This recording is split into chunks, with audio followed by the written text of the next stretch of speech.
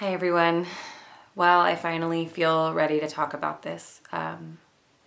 Sadly, 2 weeks ago, we said goodbye to our cat, Eloise. And it has been extremely hard. But as I've been sharing about kind of the process of loss and grieving my dear cat, a lot of people have thanked me for sharing so openly about the grieving process. So I wanted to make a pretty in-depth video about all of this and to share kind of how we knew it was time to say goodbye and what the euthanasia process is like and how we prepared and what we did after and some of the things that have been helpful for me. I want to start by saying that no two situations are alike at all, and so I really think grief is so individual, depends so much on the person, on the relationship. So this is just my experience and I hope that it is helpful to hear, but I really believe that only you know the right way for you to grieve. I also want to mention that while this video is about the loss of a companion cat, I do have a video and some resources online about the loss of foster kittens. So if you're looking for that, you can go to kittenlady.org/grief. And I have some information about grieving foster kittens there. Okay, so here we go. So Eloise is my first companion cat that I've ever lost. And this is all new for me. I adopted Eloise as a little baby, and together we had a very beautiful life for 11 years. A few months ago, I noticed that Eloise had lost some weight. I keep weight charts on all of my cats, and this is something that I can't recommend enough. I have a baby scale, and I weigh all of my cats at least once a month. This helps me to kind of notice when something might be going wrong. It has made a huge difference in understanding the health of my senior cats. So Eloise was losing weight and I didn't know why. I scheduled a vet appointment for her, and in the meantime I was examining her fully, and that's when I noticed that there was a lump that I could feel in her throat. It was kind of like on one side of her esophagus, and at first I thought, oh no, I wonder if she has hyperthyroidism or something. But she didn't have any of the other symptoms of that. So I was thinking, what else could it be, waiting for the vet appointment, and I ended up thinking, I want to see if I can see it from inside her mouth. So I opened her mouth, and sure enough, I could see a growth in the back of her throat. So I had a vet do a fine needle aspirate, and when that was not fully conclusive, we did a biopsy with a specialist, and that showed that it was a type of cancer called squamous cell carcinoma. Oral squamous cell carcinomas are an extremely aggressive form of cancer in cats. They are not very responsive to treatment, and they progress extremely quickly and are fatal. So this was a really hard diagnosis to get. I took Eloise to 3 different specialists. All of them said the same thing, that we were basically going to just need to enter hospice care, take care of her at home, enjoy the time that we had left, look out for symptoms of disease progression, and eventually that we would have to make the hardest decision ever to say goodbye. So the first thing I want to talk about here is anticipatory grief. I feel like this is not something that is really discussed, and it was so incredibly hard for me, and to put words to it is really hard. Anticipatory grief is like that looming feeling that you have when you know that you will be losing someone, and just the dread and the fear and the sadness, and it's you're pre-grieving. We got 8 amazing last weeks with her, but I will be honest that those 8 weeks were also grueling. I cried nearly daily, thinking about what the future would hold, worrying about her suffering, not knowing when she would decline. Every photo I took, I would just cry, wondering if it would be the last photo I've ever had of her. Every night she would sleep in my arms, and I would wonder if when I woke up she would have declined more. That part was so hard, but also having these 8 weeks with her where we knew our time was limited was amazing as well, because it allowed me to do several things that I was so grateful for. It allowed me to capture more images and videos, recordings of her purr, photos of her toes and nose and, videos of all my favorite things she does. It allowed me to slow down with her and to enjoy our time together quietly. It gave me time to go through all of my old photos of her and create an album in my phone I could look through. It gave us time for Andrew to record her in the catio in VR so that we can visit her in a virtual world forever. It also gave us time to give her her dream life for her last weeks. She got to eat only her favorite foods and lots of her favorite treats, to do her favorite things and be in her favorite places. And, we even closed the boys out of the bedroom so that she could have some solo girl time with just Coco. And that's her dream life. That was what she wanted, to kind of get back to basics.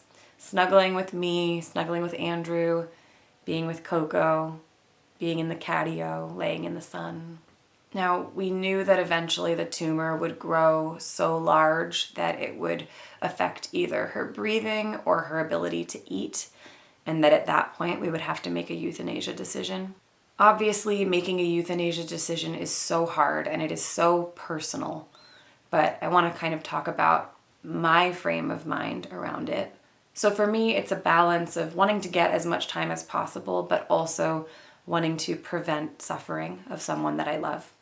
My thinking was, I never want my dear cat to be afraid or confused or to struggle to breathe or eat or be in pain. And so I knew that for me, once I started to see those types of signs of decline, that we would want to make a decision so that we are not, waiting until it gets worse and worse and becomes a serious emergency. And she wasn't in pain or struggling for the longest time. But we reached a point over the weekend where all of a sudden she was having some breathing episodes that were new. And I noticed that she didn't eat very much food.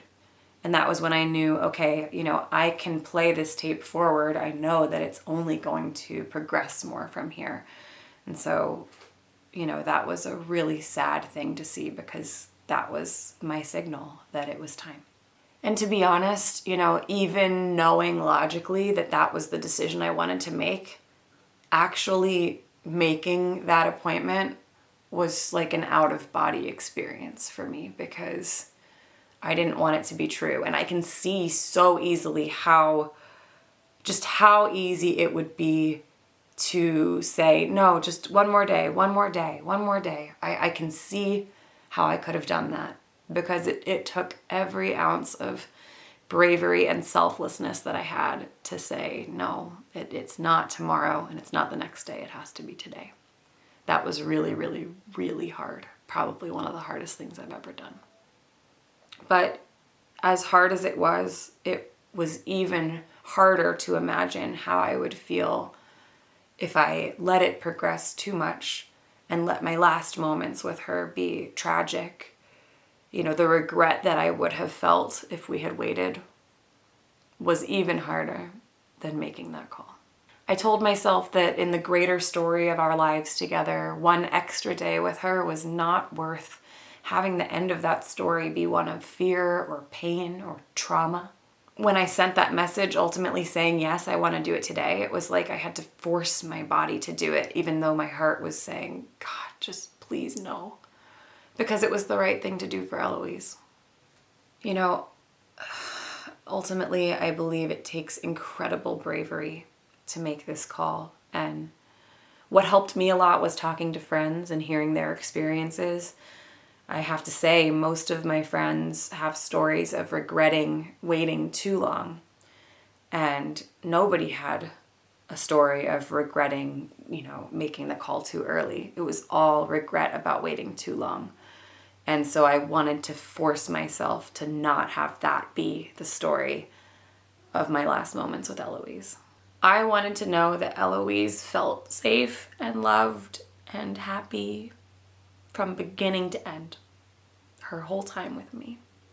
And that I could be like a caregiver that gave that to her until the very end.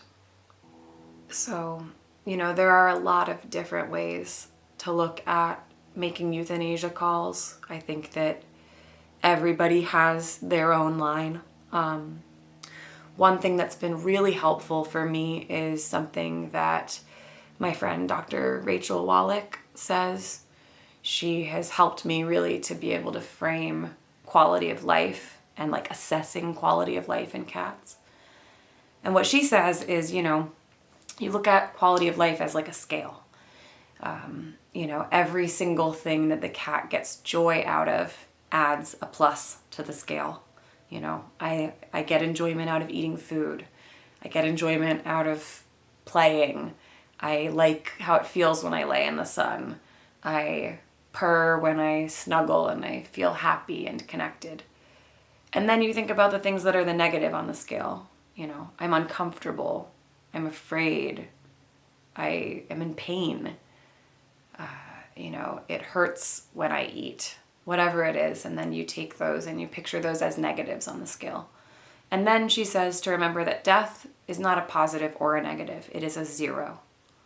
And so you kind of weigh these factors and you do the math and you say, if we are at a point or if we are nearing a point where the negatives are greater than the positives, then bringing the cat to a zero is a gift. It is a kindness. It is a beautiful gift that we have the ability to remove suffering from these animals. And, that has really helped me a lot. If the negatives outweigh the positives, or if you know that you're on a trajectory where that will be the case soon, I think euthanasia is an incredible tool that we have as loving, caregiving people to help our cats not experience extreme suffering in their last moments. For me, it was all about trying to time it, to the day to where she would only know a life in the positives, but that we would get as much of that life as we could, if that makes sense. I was so afraid I was going to make the call too soon or too late, and knowing when was so hard. But I thought about that scale. I thought about the natural trajectory of the specific disease process that was affecting her. And I just thought about trying to time it so that we got every moment we could with her, but that those moments were ultimately moments where she felt some joy and some happiness.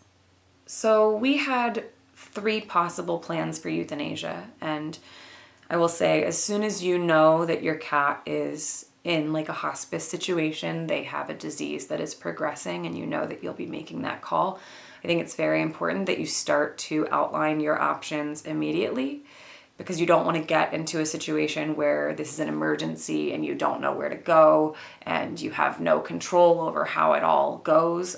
For me, it was really important to be able to visualize, okay, what is this going to be like, and what are my options, and what's plan A and plan B and plan C. So we have a mobile vet that was going to be one option. And then we also had the option of Lap of Love, which I want to just quickly mention. If you're in the United States and you're looking for home euthanasia options, Lap of Love is something that you should know about. So they work with vets all around the country, and they will come to your home to perform these services. They're trained beautifully. It's a wonderful, wonderful organization that is very sensitive and kind and can help with the aftercare. So I did call Lap of Love, and I recommend calling them if you're in this situation, because they can help you understand your options. So that was another option we had.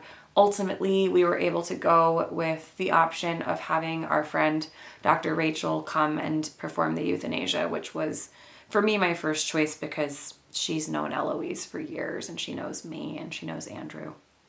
We were really fortunate to have that, but I knew that I wanted to do a home euthanasia. Eloise was such a sensitive cat, and the idea of bringing her into a hospital where I know she would have been scared and afraid was just not on the table for me. And that was another reason I didn't want to wait until this became an emergency. I wanted her to be where she's comfortable and where she feels at peace, and ideally with a veterinarian that she already knows and is comfortable around. For me, it was important to be able to visualize all of this too. I'm a very visual person, and I'm a planner.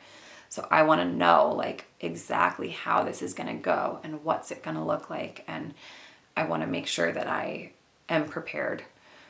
to share a couple of the things that I did to prepare. One thing that I did was I got a lot of memorial items. I bought a paw impression kit. I bought these no mess ink pads that you can do an ink impression of your cat's paws. I bought little jars for small keepsakes of whiskers and fur. I also bought a stuffed animal that looks like her.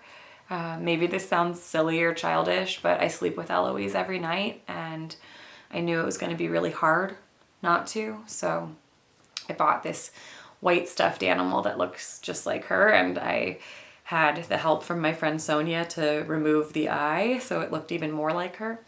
But what's special about it is that inside there's a little recorder where you can put a meow or a purr. So I had recorded her purring in voice memos, and I was able to transfer that over to the toy. Honestly, like, having that has been extremely helpful for me, and preparing in all of those ways helped me a lot. It helped me to know that I'm gonna have these memories of her. And it also honestly helped me to have something to do immediately after the goodbye. It felt like this process that I could go through, that I could plan for and envision and then do. Now, I knew that I didn't want her death to feel procedural. I wanted it to feel like ceremonial and dignified and more like a memorial service for a beloved human, for a family member, because that's what she was for us, family. I just kept thinking, I want flowers there. I want photos of her, and I want beautiful flowers. So on the day where she started to have the breathing episodes, we knew that it would likely be the next day.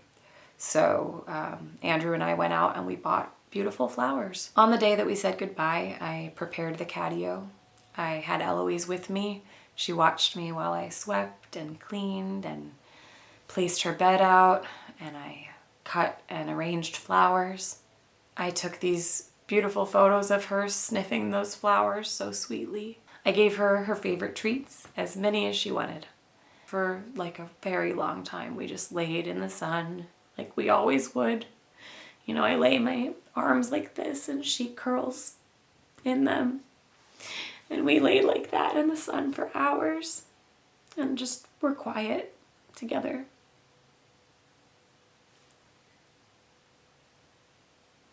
And then Rachel arrived and she brought even more flowers, which was so beautiful. Gave me a minute to just cut and arrange more flowers and to create this like beautiful place to say goodbye to her. And I didn't want her to be afraid, so we gave her an oral medication, something to just help her, you know, get a little bit sleepy and relaxed. And when it was time, Rachel gave her an intramuscular injection, which takes about a minute and helps them fall asleep completely. So during that minute, you know, she walked over to a sunbeam and like laid in the sunbeam and looked out of the catio, and we just held her. And she looked up at us and we just told her we loved her.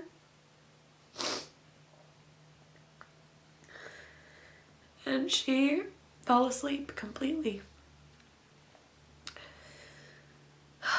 So that is like a sedative that they're given before the, you know, final injection. So we took her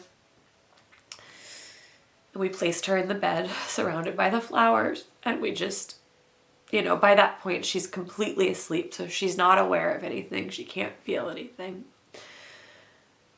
And we just told her we loved her, and we did the final injection, and, you know, she was gone.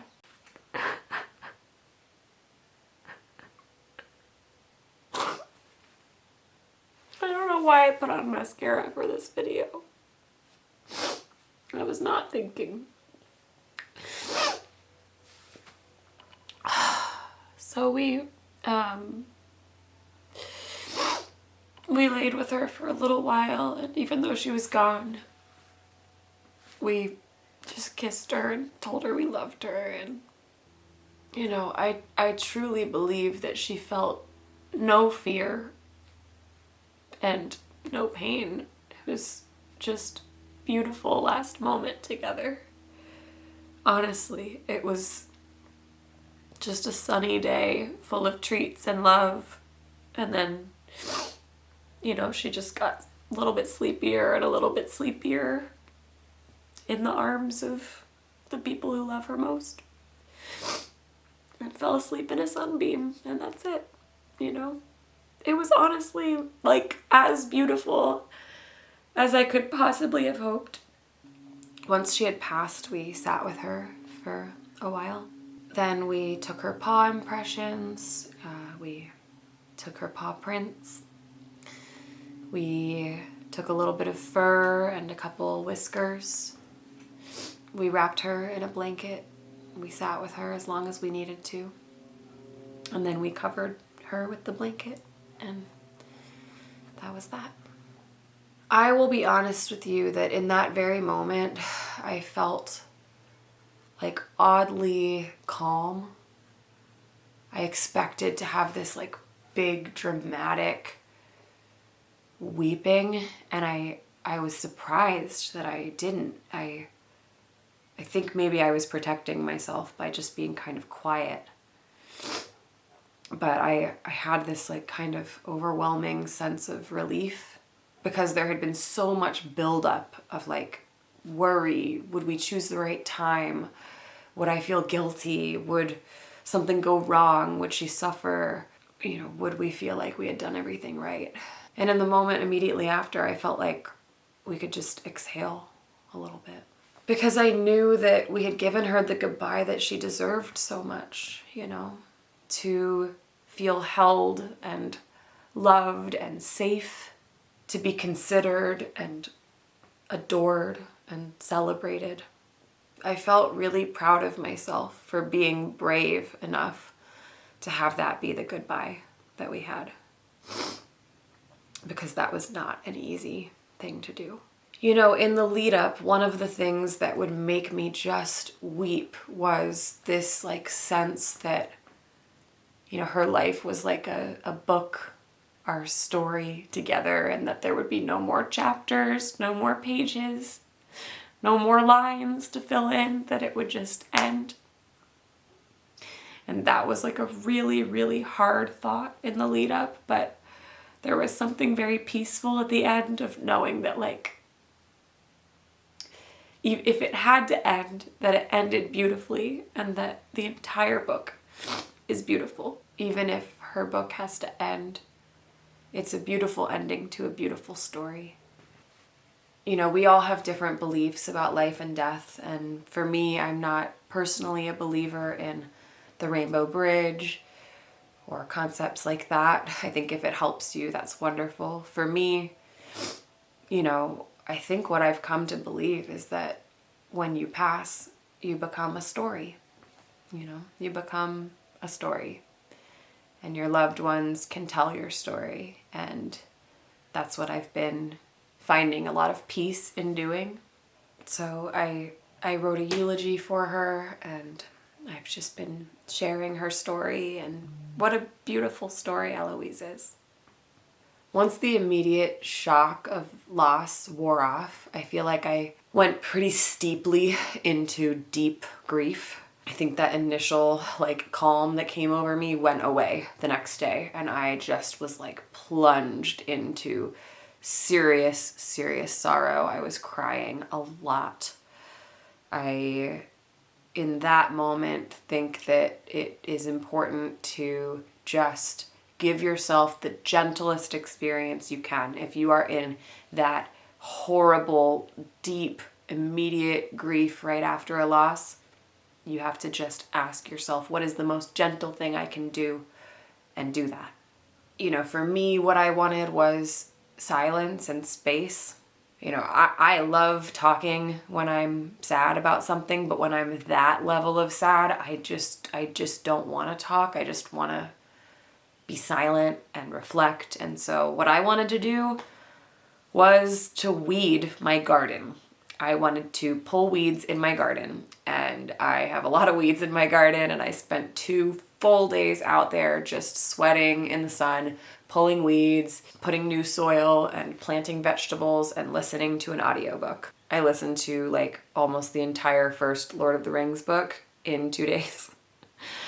It's a lot. I really wanted to just like escape into a fantasy book and garden and take breaks to cry and visit Eloise's memorial site.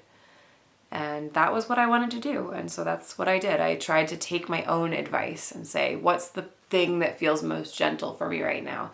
And that for me oscillates between I want to be distracted and then I want to confront my feelings and sit in them. But I think for me, too much of one or the other doesn't feel right. So distraction and then taking little breaks to just like feel and kind of like get some of that out of you, just like purge some of those like deep raw feelings of loss was important for me. Those first 2 days were brutal. At night, I wanted to cry and watch old cartoons from my childhood, and that just felt gentle, and that's what I did for a couple nights. And then a lot of laying in the catio and looking at Eloise's photos and her bed and crying and just letting myself feel it all. You know, I didn't expect to create this kind of like memorial site where we said goodbye, but it turned out that it was really, really helpful for me. I found that once she left our care, I didn't want to pick up her bed right away, and I didn't want to take the flowers and bring them inside. I wanted it to stay.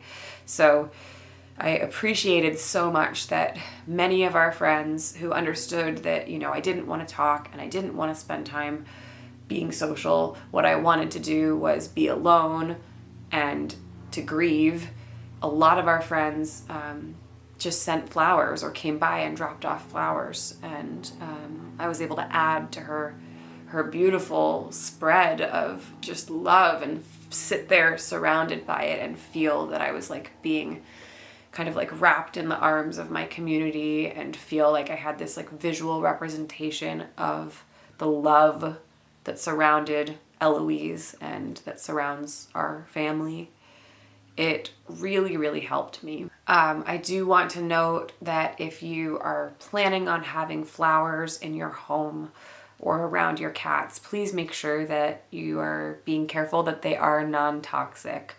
I will say that a lot of the time, even when you specifically ask for cat-safe plants, some florists will add in greenery or extra little buds that are toxic. So just something I want to call out as you're seeing, you know, all of these beautiful flowers. You'll notice that, you know, it's things like roses and snapdragons and, you know, plants that are safe for cats. So every single day I sat out there during the first week surrounded by the flowers and feeling all of that love. And, you know, in this second week, many of those flowers have started to wilt.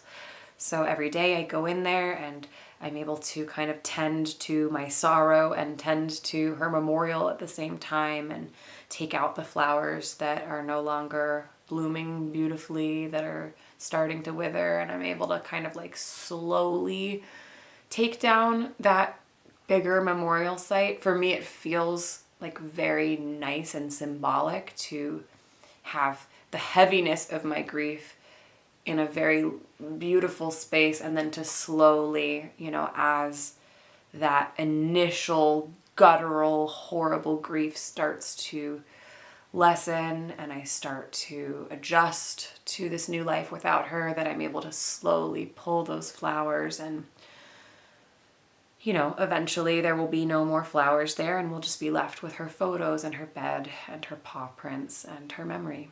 You know, time moves forward. Kittens turn into cats, turn into senior cats, and we love them and we say goodbye to them, and flowers bloom and then wilt, and we just enjoy the time we have and try to make something beautiful out of it.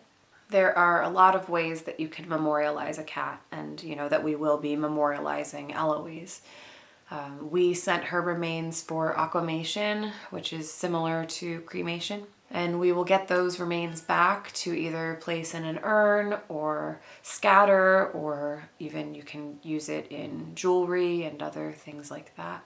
I'm hanging and drying some of her roses, which I'll probably, place in little apothecary jars or put in candles or use in some way to remember all of the love that we've really felt so strongly in this period. But how you memorialize your cat is really up to you. You might decide to get a tattoo.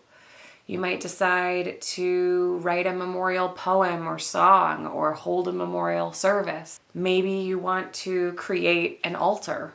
Maybe you want to make a donation in your cat's honor.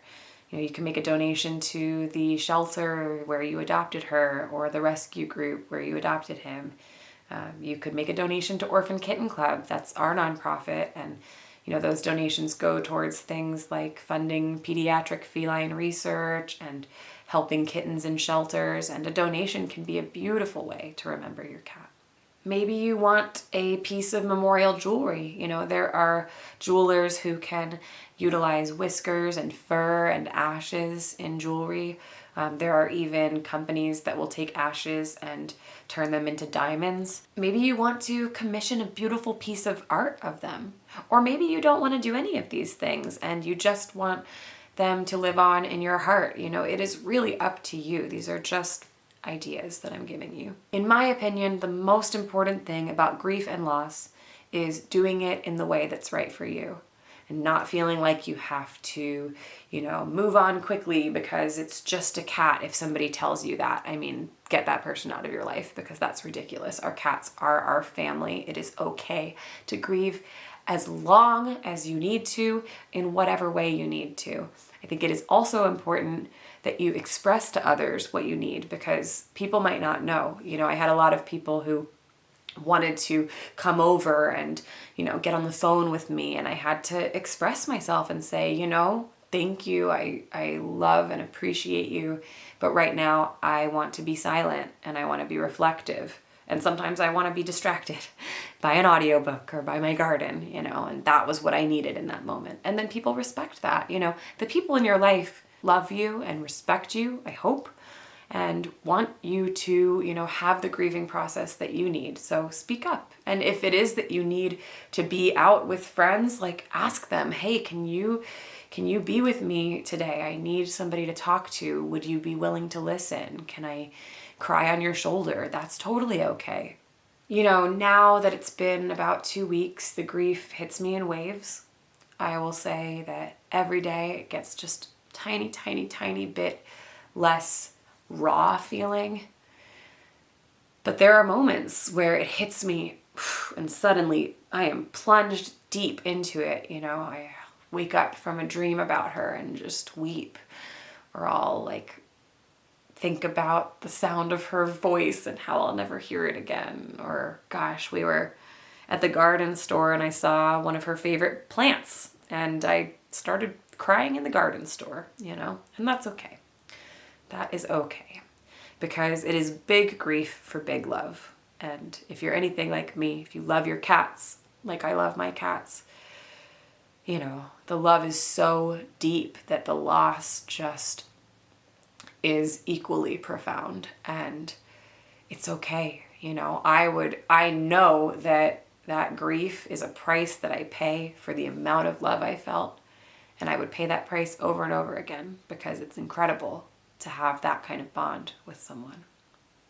Big grief for big love. So, what can I do? I can share my experience. I can share her story. I plan to share her eulogy in another video and to share some of my favorite photos of her and my favorite videos. And I hope that you will watch that and that her memory can live on through all of us, and her inspiration can live on in the foster kittens that I care for, and in the work that my nonprofit does, and in the work that I do trying to, teach others and inspire others to take care of little babies like her. She was one of the most fragile babies I've ever cared for. And when I met her 11 years ago, she was the most fragile kitten I'd ever seen. So I'm proud of my journey I've had with her, and you know, she has certainly left an amazing legacy behind. And that's a pretty amazing thing for a little white cat with one eye and cute little tiny mouth. So I hope that this video has helped to normalize grief of a cat a little bit. I know that people feel kind of ostracized sometimes when they are grieving their cat, and not everybody understands it, but I want you to know, if you are experiencing this, I understand you, and it is okay to be as tender as you are. If you're going through this, I am just sending you huge, huge love. Please take care of yourselves, take care of each other, and hey, squeeze your cat a little bit extra tight today for me and for Eloise. Eloise, I love you. You're perfect. You got a perfect little tiny mouth, and I love you very much.